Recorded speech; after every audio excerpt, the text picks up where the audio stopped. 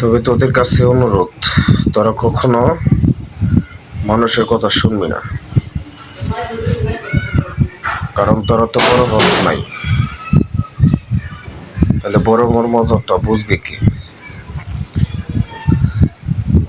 কেউ যদি তোদেরকে বলে যে ছেলে কান নিয়ে গেছে, তোরা সেটাই বিশ্বাস করবি, কারণ তোরা মানুষের কথা শোনার বেশি। কারণ আমাকে আমার এলাকা থেকে কেউ না চাইতে পারে না, কারণ জানে, এলাকার মানুষ সবাই জানে যে ওরা না চাইতে পারবো না, তাই আমাকে কেউ না চায় না। যাদেরকে না চাইতে পারবো তাদেরকে না চাই। তবে এখনো বড় হস নাই, বড় দায়িত্বটা বুঝবি না। যদি আজকে বড় হইতি তাহলে বড় দায়িত্বটা বুঝতি। একটু মাটির দিকে ছায়া চিন্তা ভাবনা করিস যে আমাদের জন্য আমার বড় ভাই কি করছে। কোনো দিন কোনো সময়ের জন্য তোরাও জানোস যে আমার যে সন্তান, সেই সন্তানের চেয়ে তোদেরকে বেশি ভালোবাসছিলাম। আজ তোদের কাহিনী দেখে চোখের জলটুকু ফিরিয়ে রাখতে পারলাম না। তবে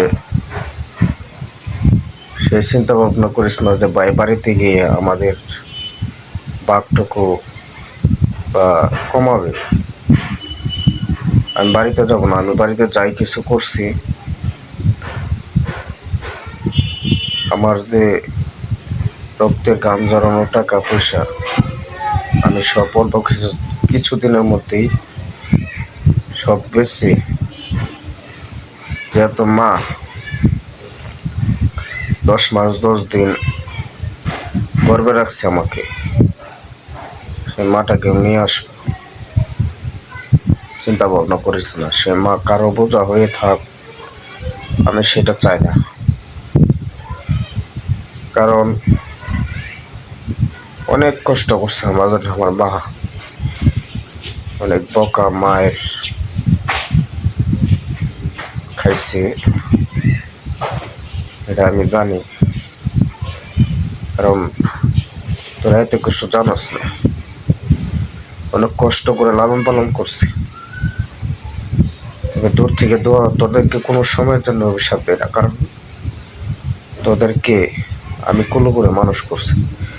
তোদের গোয়েল নেকড়া আমি আজল দইছি, এটা তো খালি তোদেরকে স্মরণ করানোর জন্য কথাগুলো বলতেছি। আজকে তোদের পথের কাটা আমি নিজে নিজে বুঝতে পারছি যে তোদের পথের কাটা হয়ে গেছে। ওই কাটা থাকবো না,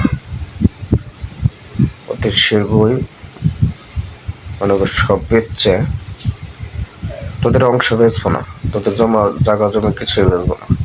আমার যে অংশটুকু ছিল থাকবে, এই অংশটুকু তোদেরকে আমি দিয়ে দেব। আমি এই অংশের দাবি আজল করি না, কারণ আমার যা গরুর ছাগল আছে আমি অতি দূরত্বে বেচবো। ভালো থাকিস, দূর থেকে দোয়া করি মন থেকেই। কারণ তোদেরকে কোনো সময়ের জন্য আমি অভিশাপ দিও নাই, তোদের 10 টাকা আমি রান্না ক্ষতিও করি নাই, নিজের ক্ষতিটা নিজে মাইনা নিছি। তোরা ভালো থাকিস, সুস্থ থাকিস, আল্লাহ হাফেজ।